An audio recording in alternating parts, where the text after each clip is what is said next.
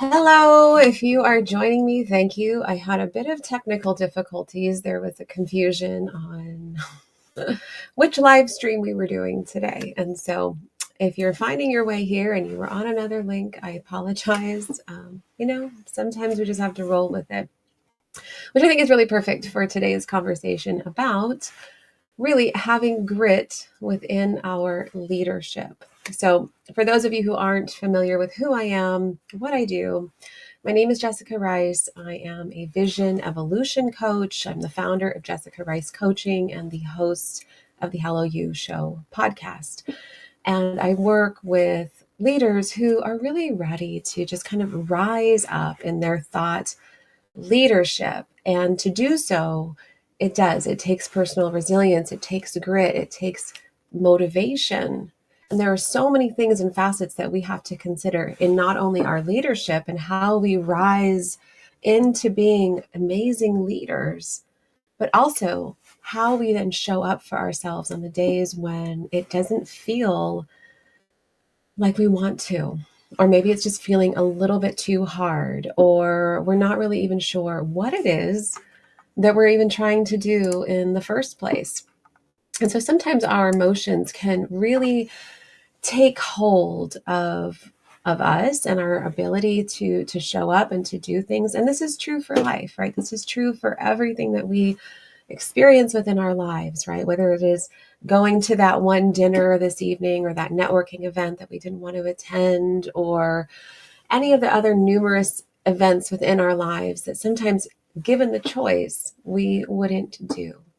But as we know, success, it requires effort. And how much input goes into our efforts determines the output that we receive. It determines the reward, so to speak. I was talking to my son this morning about really the importance of doing good work as opposed to just doing the work, right? And there's a difference, right? When we are just doing the work, sure, it might be getting done more or less. It might be checking off some boxes. But is there really good work? Is it something we feel passionate about? Is it something we feel proud of? Are we learning the things that we're supposed to be learning in that process? And I think it's so important that we consider about, as we're putting ourselves out there, we're thinking about how do we continue to rise as leaders?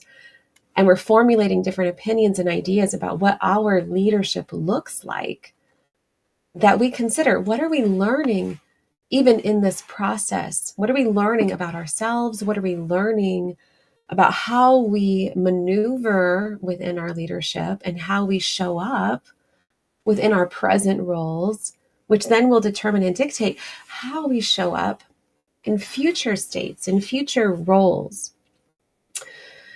What is the intrinsic value that we have for doing this work? What is it that we're hoping to achieve? What is the ultimate reward?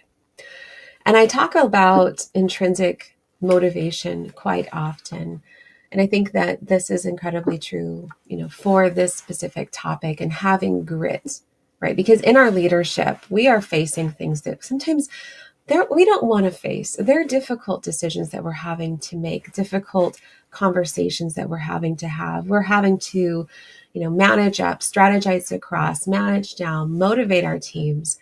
There's a numerous things that we are having to take part of on a daily basis and be responsible for.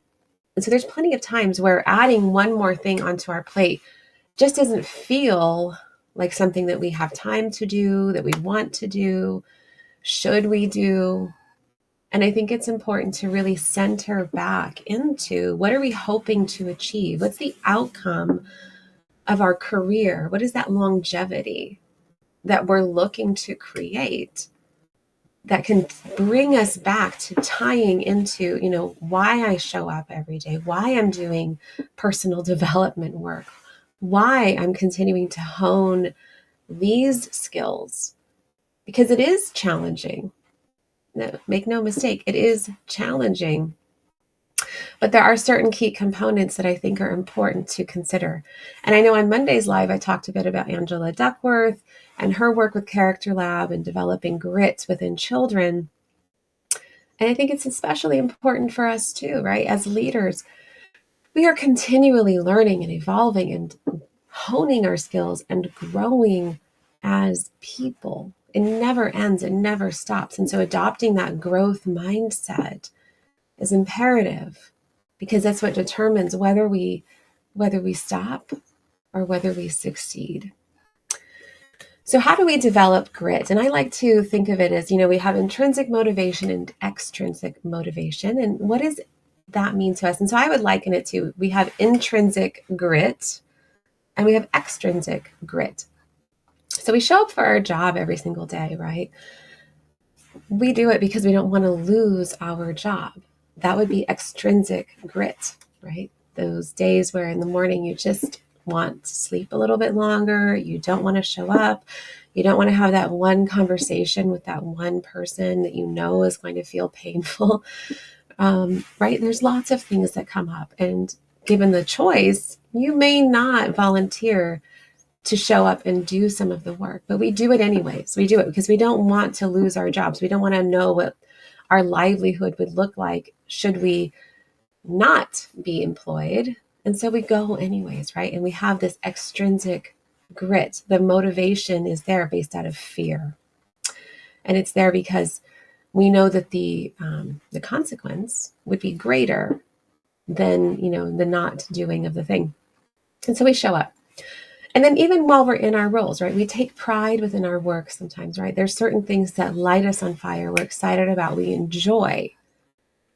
And we want to prove to others and we want to prove ourselves that we are, made for this role. We're the right fit. We're the right person. We have the right expertise. And so we take pride in what it is that we do, and we stop, we start obsessively maybe even thinking about how we show up in our roles and all of the little facets and pieces of there, and how we can perform better and operate better and create processes and strategies that are more efficient and refined. That's intrinsic motivation, right? Because it's showing like ourselves, this is what we want to do. And the reward is greater. It's not so much about losing the job, but it is for finding that pride within ourselves. And there might be a bit of extrinsic motivation as well, because there is risk attached, right? We want others to think well of us. So it's a mix. It's a bit of both. But if we're given the opportunity, sometimes we lean heavily on extrinsic motivation to keep us pushing forward, to keep us moving forward, to show up and do the hard work.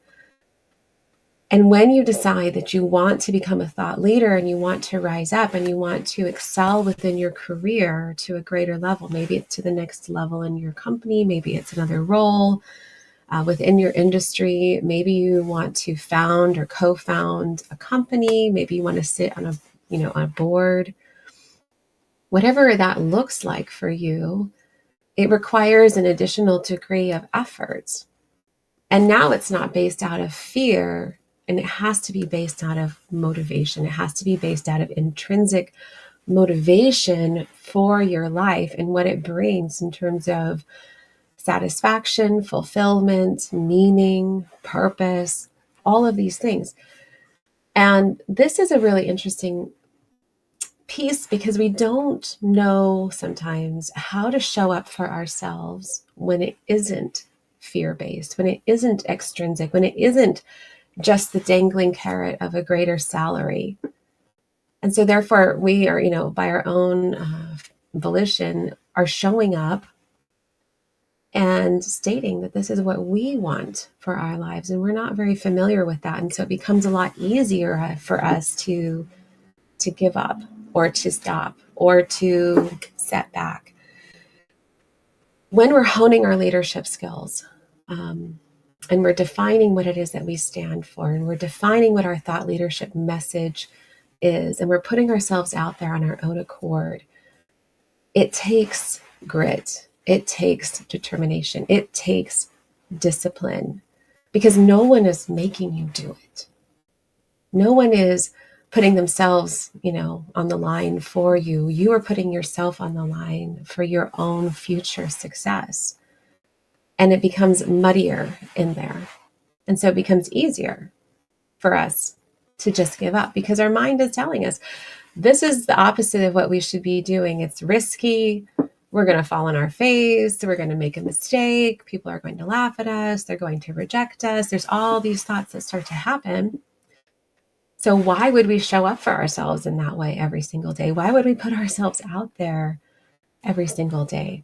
And so we really have to think about, what is it that we want to create? What is the why behind that? What's the purpose behind what it is that we're wanting to do? Because we need to tie back our motivation to a higher meaning, to something that is greater than ourselves, so that we can develop that intrinsic motivation that gets us up every morning, that excites us, that fuels that fire, so that even when things do happen, and they do within our jobs every day too, right? That we still go forward and do the things, take the steps, take the leap. We have to be willing to put ourselves out there and muster that courage every single day, even when we don't feel like it.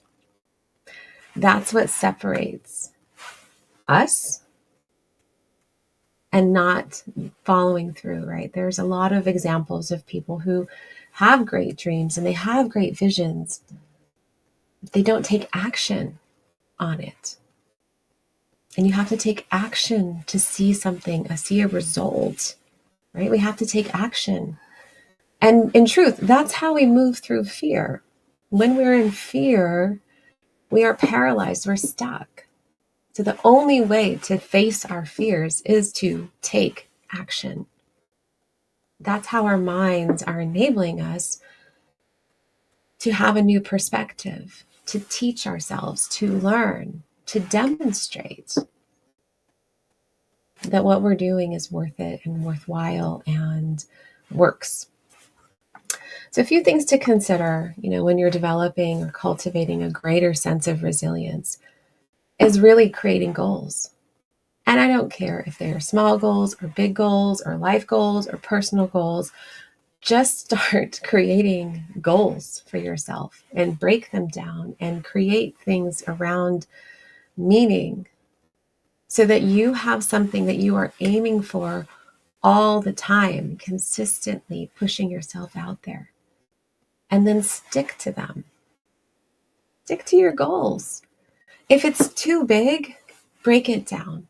Make it manageable for yourself. If you want to use SMART goals for yourself, fine.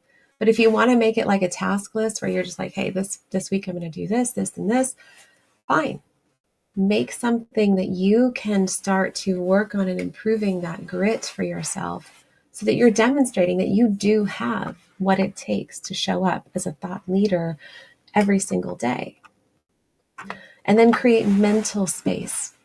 You have to have the mental space and capacity to actually follow through. If you are not at your best, it's going to be a lot harder for you to muster up the energy and the mental faculties to be able to do this work. Sometimes we can say that we don't have enough time or that we're so busy. And it's true. We are dealing with more work and more stress than ever before. But how are you being deliberate? Be deliberate. Be deliberate with how you use your time, how you show up, what energy you pour yourself into. We are facing burnout on a greater level than I think historically we've seen.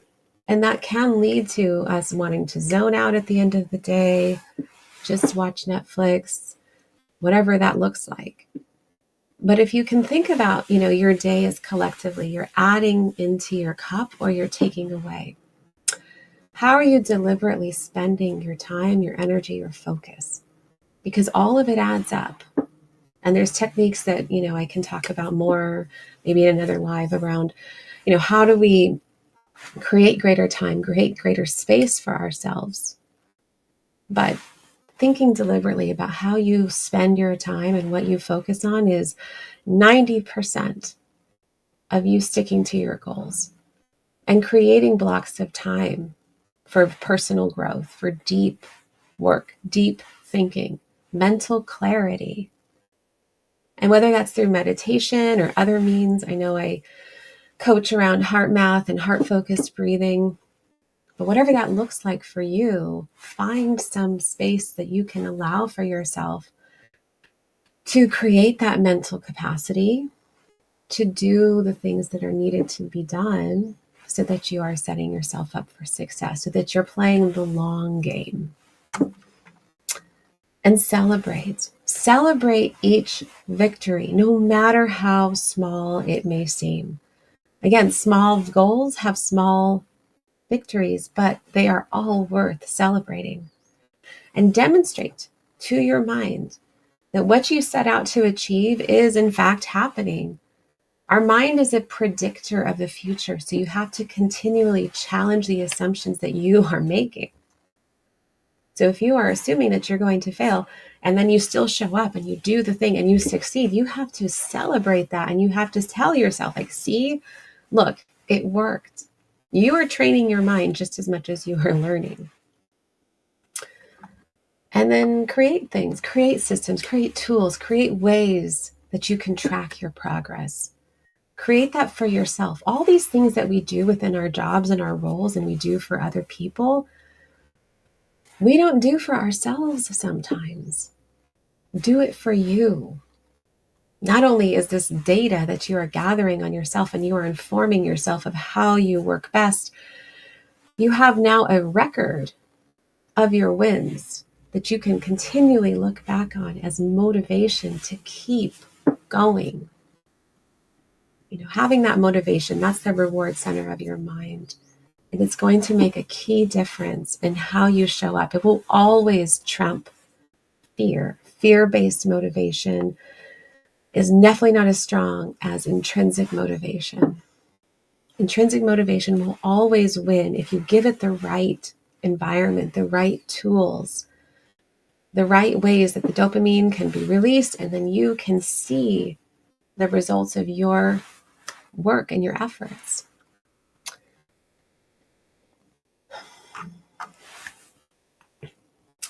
When we're trying to overcome challenges and setbacks, remember that it's always going to be easier to second guess ourselves, to have doubt, to think that it's not worth it.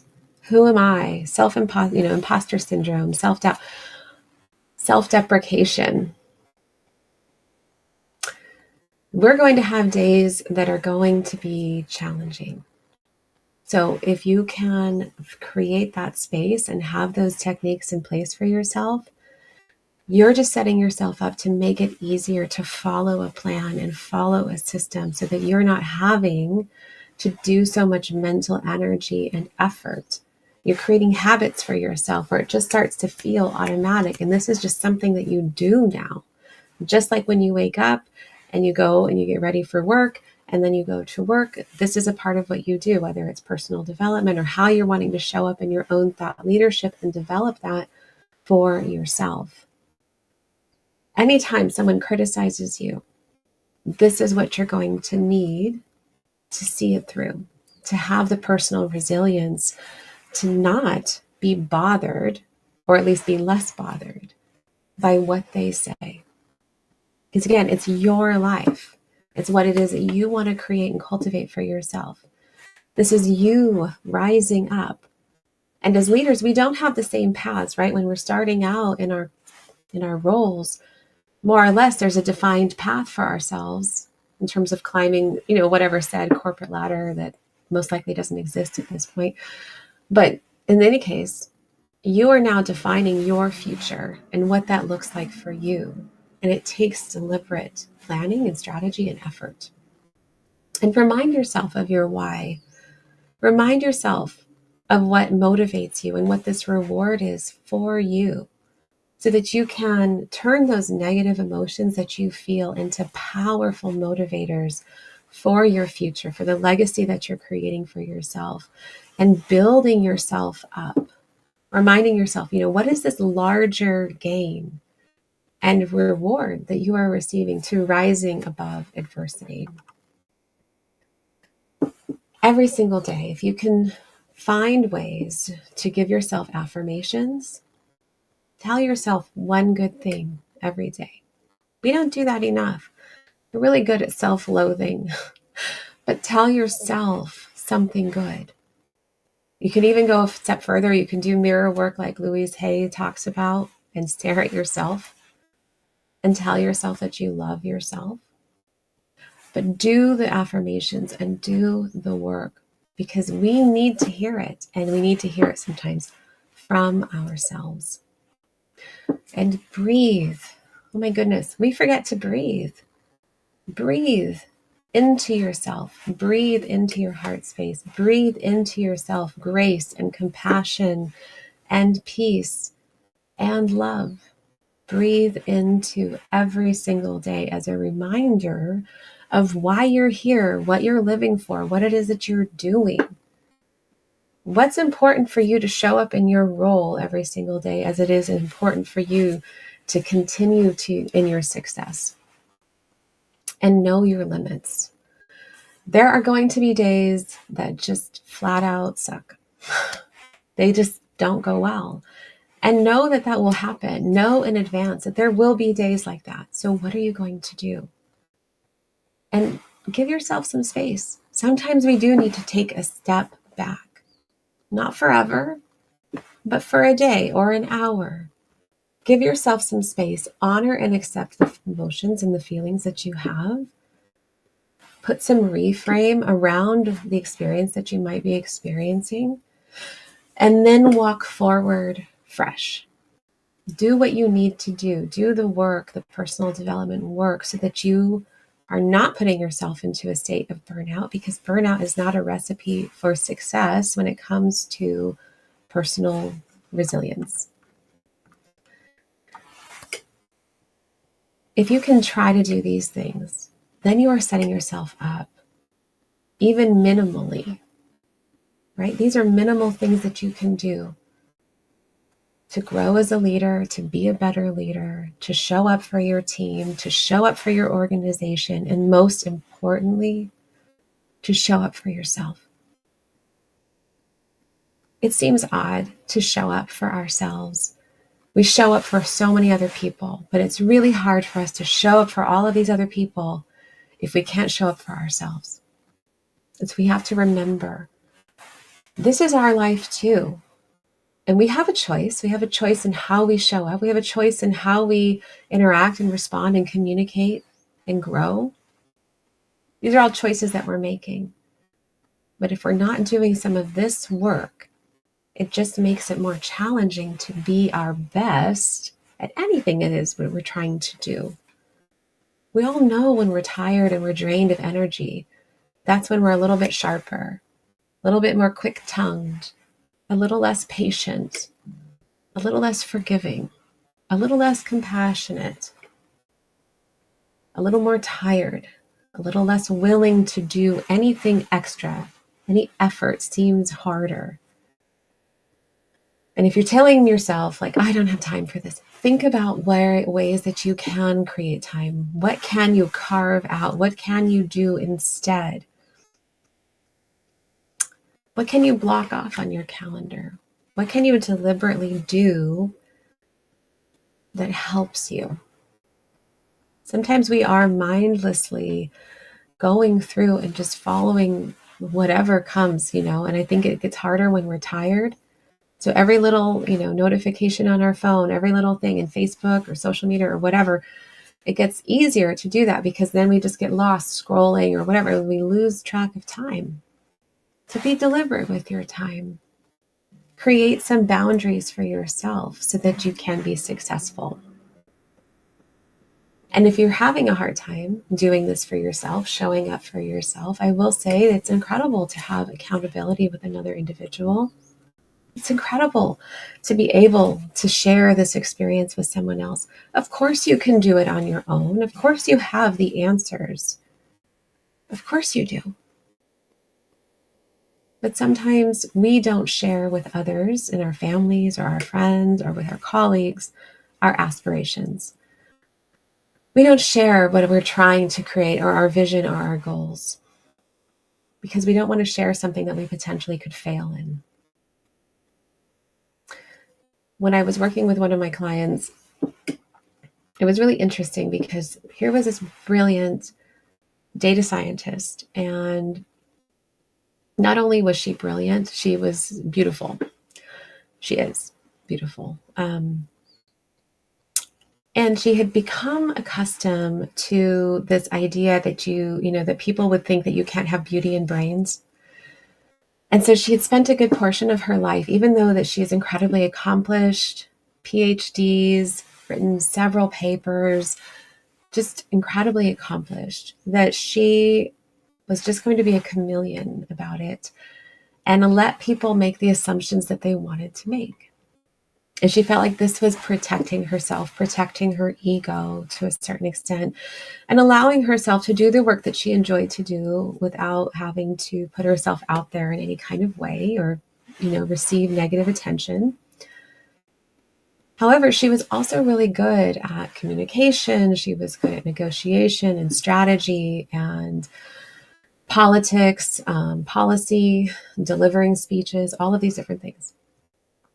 And so her career started to move in this direction, not by her own fruition, but just because she was good at it. And she would be a chameleon and she would take on any role that they gave her, in addition to her role as a data scientist. At this point is when she started to recognize that she really didn't enjoy this part of her role, the public speaking and going out and doing all of the policy. That's not what she signed up to do. That's not what lit her up inside. That's not where she was passionate.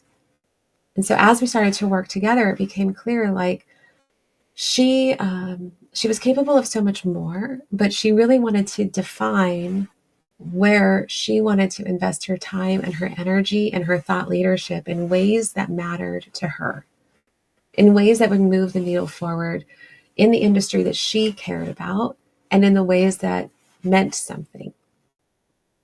And so we started to strategize. What were her goals? What was the roadmap? What were the things that she wanted to consider? What were the types of companies or roles that she would be happy working with that would be in alignment with her core values, so that she could start to think about what was her own thought leadership? And then we would challenge the assumption along the lines of being a chameleon, and how was being a chameleon serving her? Because as she started to describe that several people in her company had taken on this idea that they could take credit for her work. And she would write papers and she would write presentations and she would put everything together. And then someone else would take it and they would go present it and they wouldn't give the credit back, even minimally. And she kind of convinced herself that it didn't really matter as long as the work was going out there. It didn't really matter if her name was first on the paper or last on the paper, even though she wrote it. It didn't really matter that even though she put the whole presentation together, that they presented it and they never once gave credit for key ideas and key things that had come through. And as we started to look and examine that, we started to recognize, like, this really wasn't serving her, because this was her playing small. This was her playing safe. And it wasn't really her rising up into the brilliant individual that she was and is. And so she stopped and she started to push back and she started to speak out and she started to reach out to other colleagues, within her industry that she could rely on and work with and create other papers with, that would bring greater meaning and value and purpose back into the work that she was doing, so that she didn't feel stuck within her role and not knowing not only what she was doing, with the trajectory that they were trying to move her down, but also even within the company that she was in. Sometimes we get really stuck within the constructs and the confines of the environment that we are in, that we don't recognize that, number one, that we can change the environment, and number two, we can change our approach to the environment that we are in. We can make things that maybe were acceptable to us not acceptable to us any longer. And we can stand up for ourselves, and we can rise up in a variety of ways simply by changing the way that we're thinking about how we show up, who we are, what our message is, what our core values are, and really doing some of that deep work that oftentimes we don't really see the correlation. Like, how is this furthering my leadership? But it is, because you're getting to know what matters to you so that you can present that out into the world in a greater way.